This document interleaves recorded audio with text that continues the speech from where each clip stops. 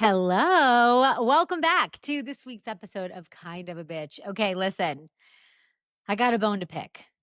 I'm going to tell a story about my therapist, but it's not a bone to pick with her. So I have felt like I've been in a rut. And I think I've shared this in other episodes. I feel like I am in an energetic rut. Things have felt a little bit like they're out of my control in certain areas of my life. And I turned 35 this year and I have all these big dreams for myself. And I have 1,000 things, 1,000 ideas running through my brain at any given moment. And I often find that when that is happening, I feel this drive and this motivation and also this feeling of burnout and exhaustion. I can feel the two sides of myself really fighting each other. The side that says, get to work and hustle, and the side that says, you need to rest.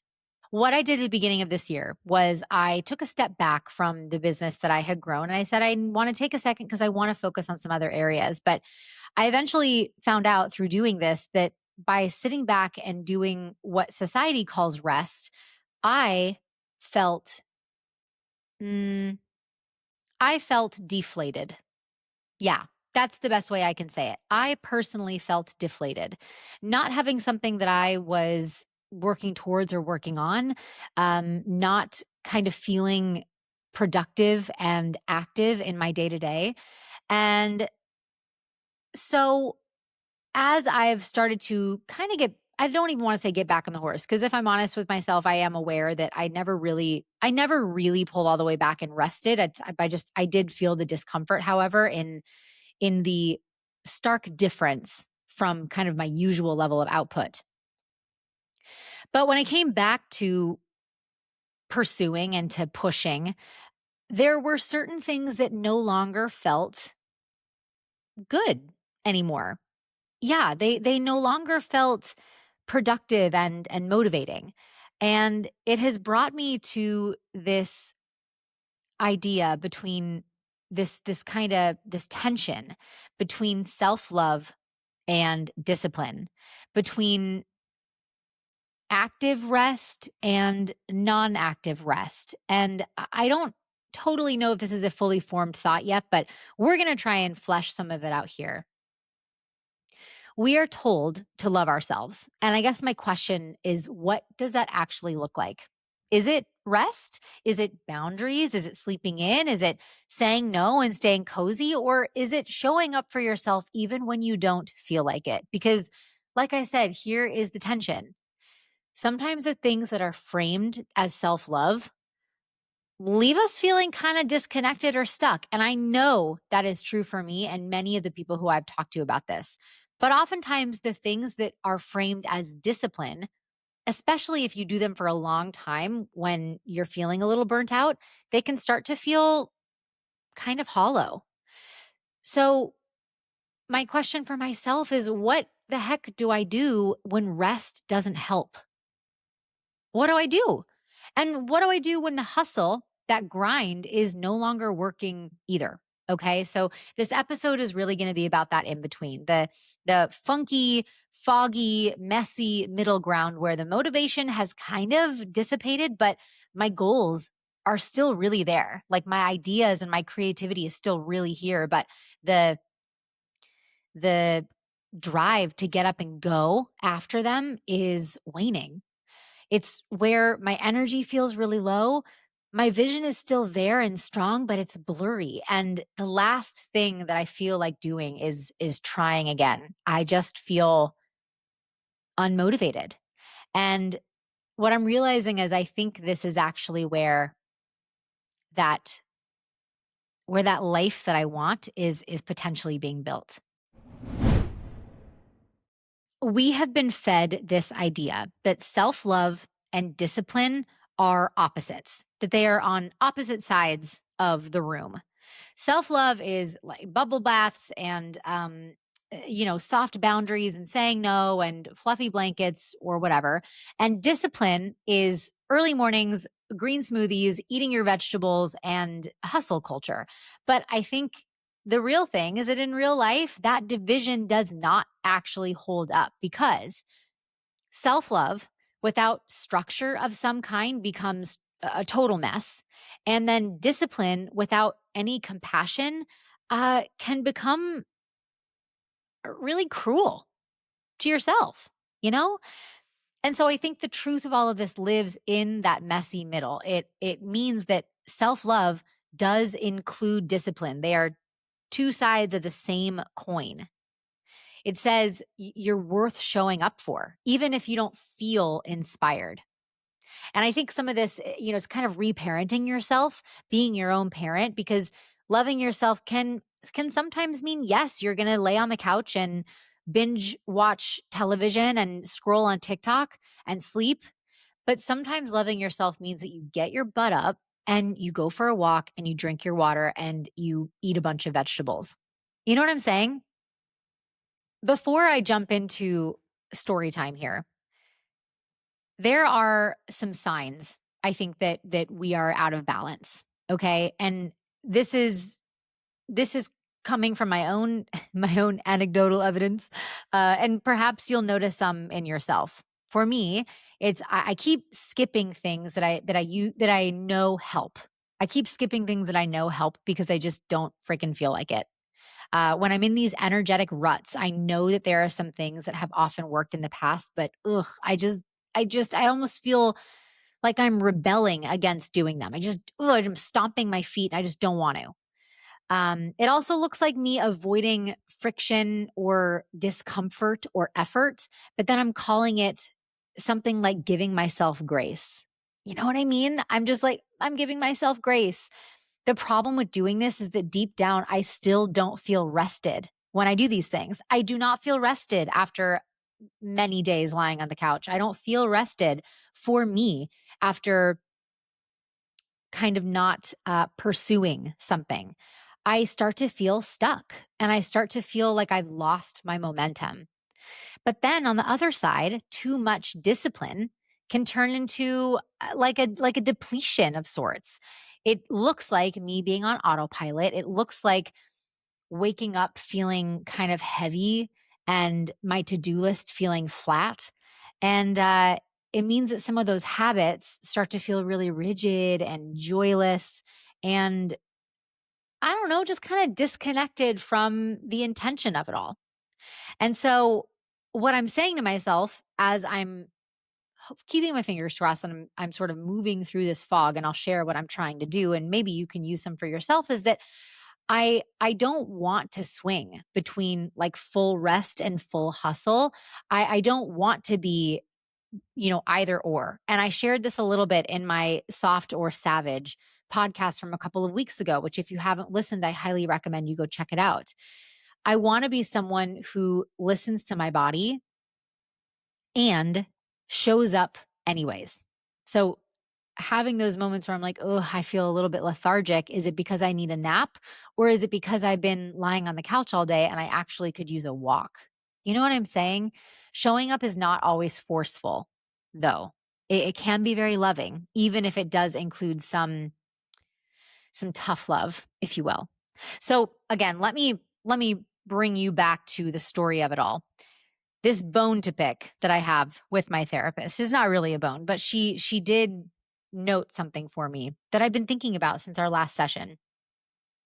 A couple of weeks ago, last week, 2 weeks ago, gosh, when was it? I was going to a wedding for one of my dear, dear, dear friends. And, I had this trip on the books. I had this trip on the books. It's kind of been the landmark for the middle of the year. And I've been looking forward to that for months, for a really long time. I've known when it was since December, whenever that was the save the dates went out. And it's been on the calendar. And at this wedding, I got to see people who I know and love. I got to see my closest girlfriends. I got to see people from college. I got to reconnect, and there was lots of energy. There was lots of love. There was so much fun. And when I got on the plane to come back home, yes, yes, yes, it was. My routine was pretty good there. I actually do pretty well when I'm traveling to get to the gym and to take my probiotics. There are certain things that I don't know. I feel invigorated about doing those things when I'm not in my house, in my own environment, which I will bring up later, pin that. And I got on the plane and I'm coming back home and I went down a little bit of a social media rabbit hole and I just started feeling a little bit bummed about kind of all the stuff that I want to do and all the things that I know I have to do and that I should do if I want to achieve the goals that I want. And, I started comparing myself to other people's journeys. And I got back to my house and woke up the next day feeling so listless. I felt like I had an emotional hangover. Like I had just expended all of this energy in a good way that I really enjoyed. And suddenly coming back to my own life that I've built felt, I don't know, kind of drab. And I have felt like I've been in an energetic rut for a while. And some of that is due to, my own actions, and some of that is due to things outside of my own control. But what it does mean is that I'm just having a little bit of trouble figuring out what to do to move out of it.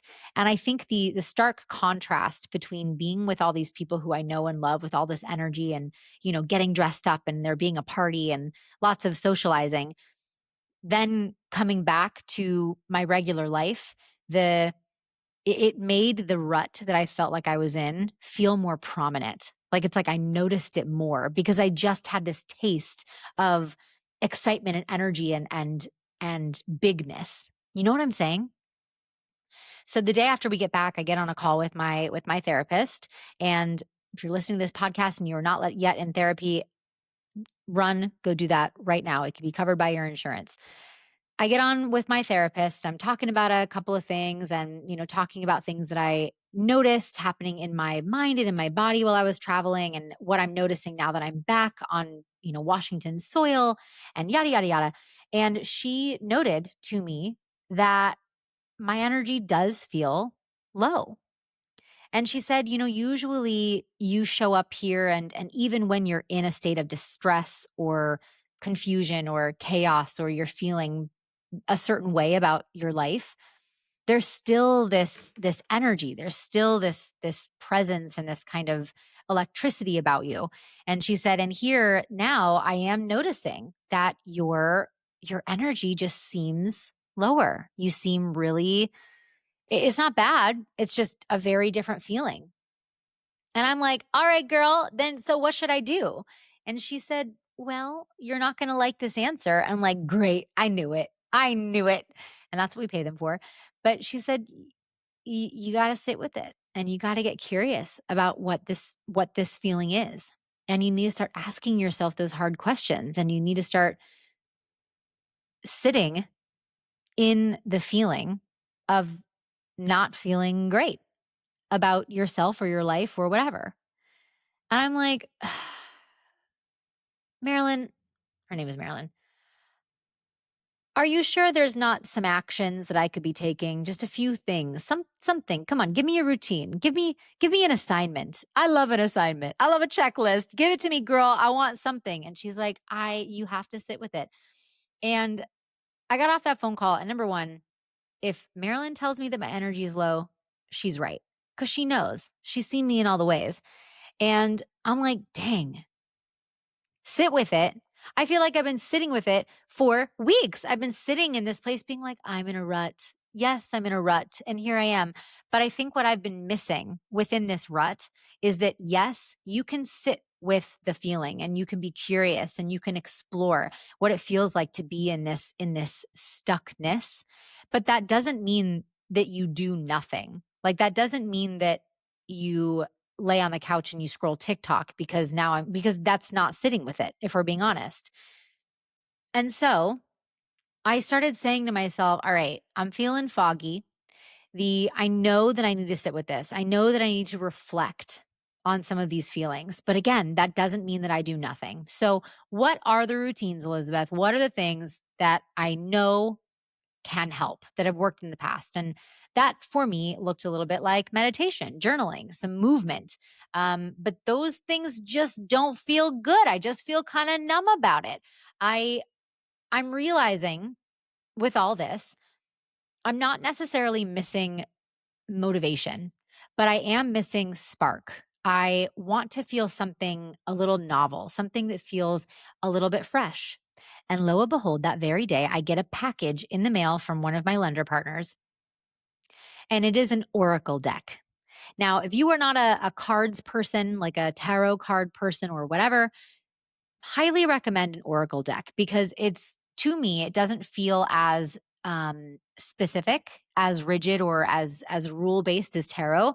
I know that some people have different conflicting opinions, but to me, these oracle decks can often simply serve as inspiration, as the universe kind of providing a little sprinkle of magic to help move you along your day. And so I said to myself, you know what I'm going to do? I need something a little different, something that doesn't feel like I'm sitting down to meditate, something that doesn't feel like I'm forcing myself to journal when I would really rather be doing anything else. And I'm going to pull a card every day. I'm going to sit down. I'm going to take the 2 minutes to shuffle the deck, pull a card that calls to me because you pull them facing down so you don't know what you're getting. Read the descriptor that's in the little booklet that it comes with, and use that as kind of a guiding light for my day. Nothing that it's not going to completely upend my whole day, but kind of keep that intention in the back of my mind. And so that intention setting, it's simply a way to ask, like, what energy do I want to bring in today? It is quick, it is small, but it is a small piece that shifts my mindset. So this morning, I sit down and, the last couple of days I've pulled self-love, I've pulled kindness, I've pulled home. And these things are all about the cozy, the being soft with myself. And I was kind of kicking and screaming in there a little bit, going like, I'm bored. I don't want to be soft with myself anymore. I would like a routine. I would like a to-do list. I would like a homework assignment. And lo and behold, the card I pulled this morning, discipline. Discipline, baby. And here is the descriptor for what this said. It said, choose discipline, pair it with consistency, and watch magical things unravel. You are invited to review your lifestyle, habits, and patterns that stopped serving you long ago. And I'm like, all right.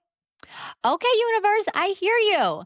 So the reflection that I have on this, number one, it does make me feel excited because I do think that we often get a little lost in the sauce about self-love and self-compassion looking a certain way, forgetting that discipline is part of self-love. It is part of that. It is showing up for yourself even when you don't feel like it. It's not telling me to grind harder, but it is reminding me that discipline is love in action.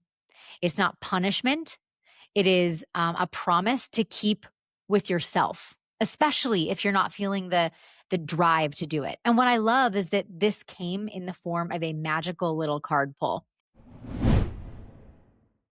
I want to pull you away a little bit for just a moment, away from the self-love and discipline discussion, to talk about the science of novelty. Okay. I heard this on another podcaster's platform, Liz Moody, who I'm obsessed with. Great name. What can I say? We love another Liz. And she shares a lot of science-backed ways to make your life better. And I love, love, love listening to a number of her episodes.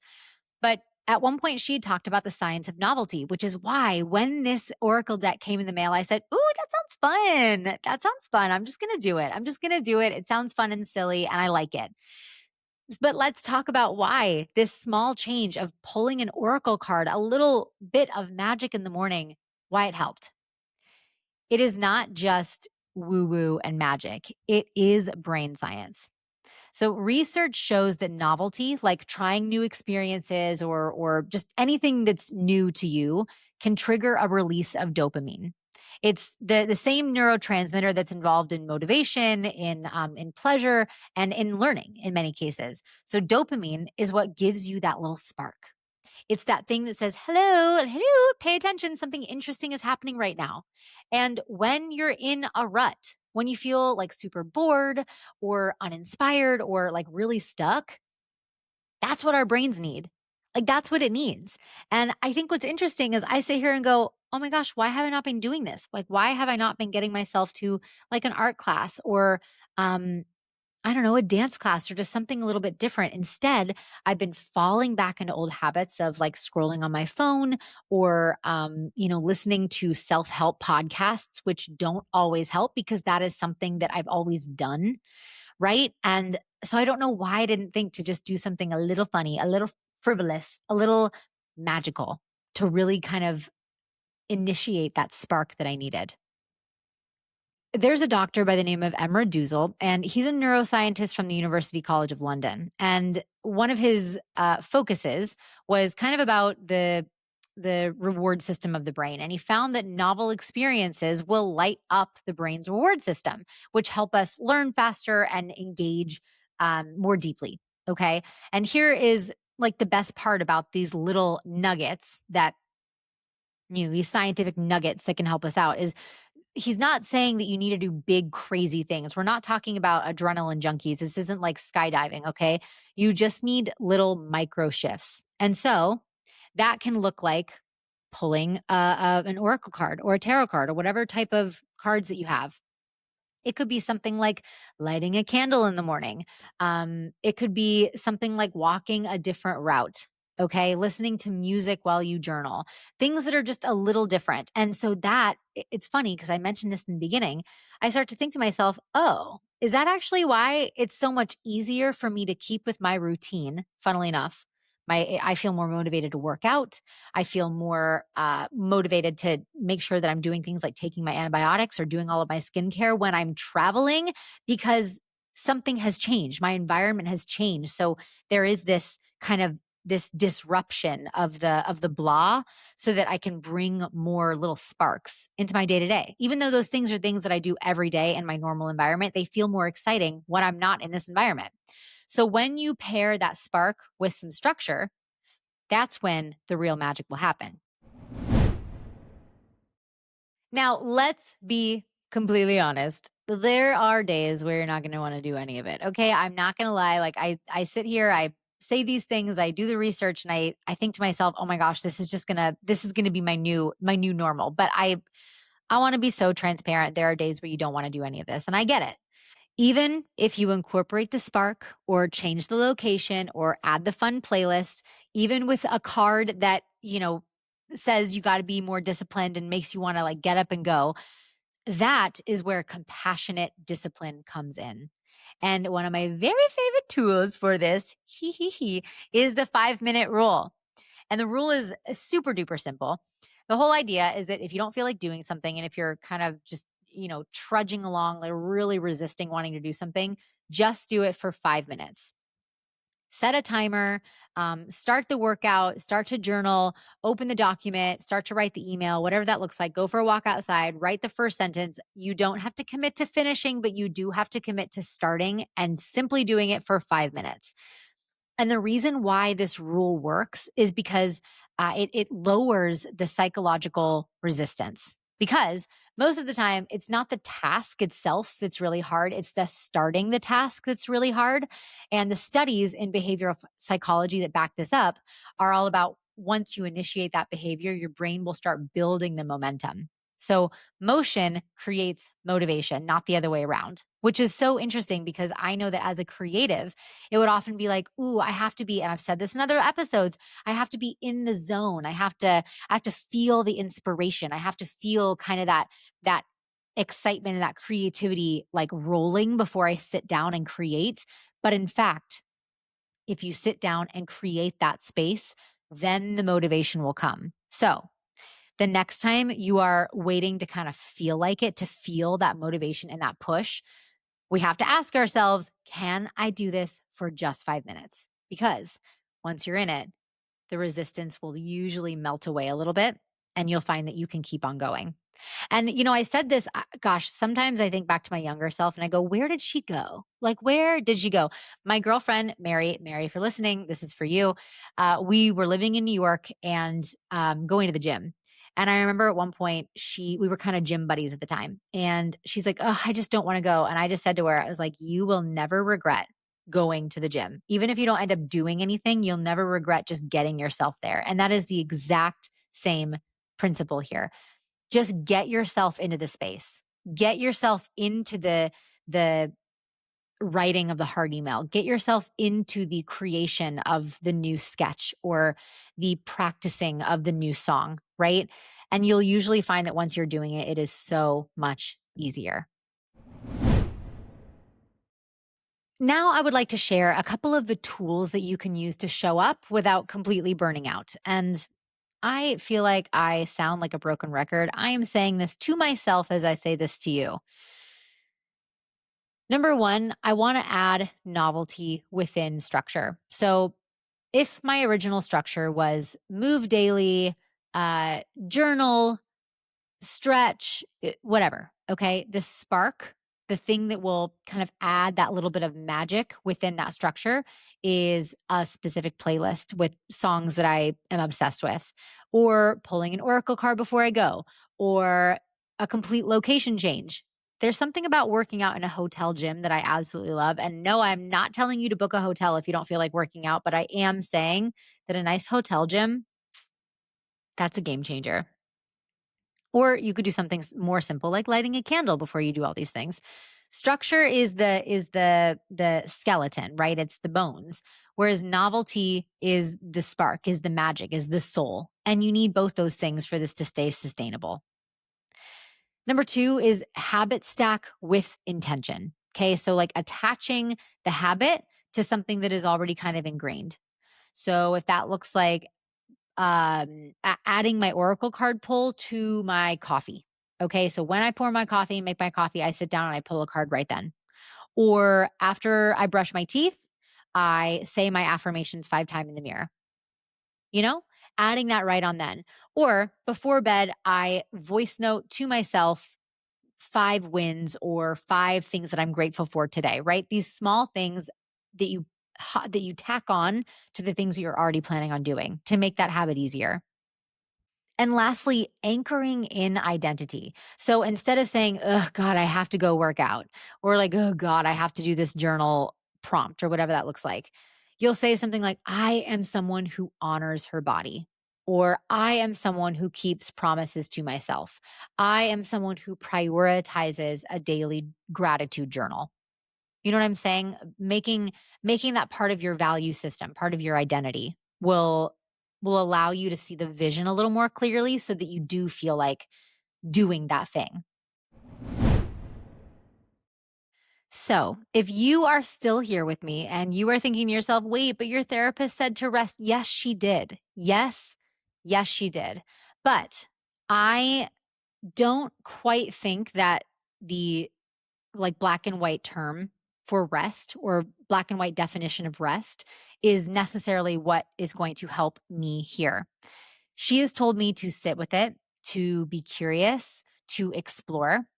And the way that I'm going to do that is by getting more and more granular and focused on myself, on the current feelings, on the feelings that I have towards the actions that I know I'm going to need to take anyways. Because again, if you are like me, we can't just step away from life. We can't just turn off and sit and rest and not do anything. That isn't realistic. That's not how life works. And so, adding these small moments to really presence myself and bring myself back to the most grounded version of me by adding a little bit of novelty to the routine that I know will eventually help pull me out of this energetic rut. That's what I'm going to do. And so, Marilyn, if you're listening, oh my God, can you imagine if my therapist listened to my podcast? What a dream. What a dream. Uh, if you're listening, girlfriend, I got you. I got you. We're going to do this together. I believe in us. So, let's land this thing. All right. We throw the term self love around so much. We throw it around so much. But I think the truth is that self love is not just comfort, because sometimes it's about doing what is uncomfortable because you care about where you're going. And on the other hand, discipline can sometimes get a bad rap. It's all about like pressure and punishment and rigidity. But the real discipline here, the kind that is going to stick, it is rooted in it's rooted in respect. Okay? It says, I know who I want to be and I'm willing to show up for that version of me even if I don't feel like it in this moment. So, if you are in a rut, if you are with me in this energetic rut and you're tired of resting but you're also feeling unmotivated or drained to push, this is your middle ground. Start really small, show up for those really small things, and even 5 minutes counts. Not because you need to prove something to yourself or to the world, but because you're building trust with yourself. So here's the truth of all of that. Self-love is what fuels commitment, and discipline is then how you follow through on that. Put those two things together, and I think that's where the real change will happen for us. Okay, we don't need to feel ready. We don't need to feel like inspired or motivated. We just need to take the next small right step, and that's it. That's enough. If this episode landed with you, if you are in your own energetic rut, if someone you know is learning to show up with more grace and more grit for themselves, I would love if you shared this with that friend. If you feel like leaving a review, I could always use those. Posting a screenshot or posting a picture of what you are currently doing to add a little bit more magic or novelty to your routine. I would really love if you tagged me. Thank you, thank you, thank you, wherever and whenever you are listening. If you've got a question or a comment, please send them my way. I'll love a DM, and I will talk to you next time. Bye.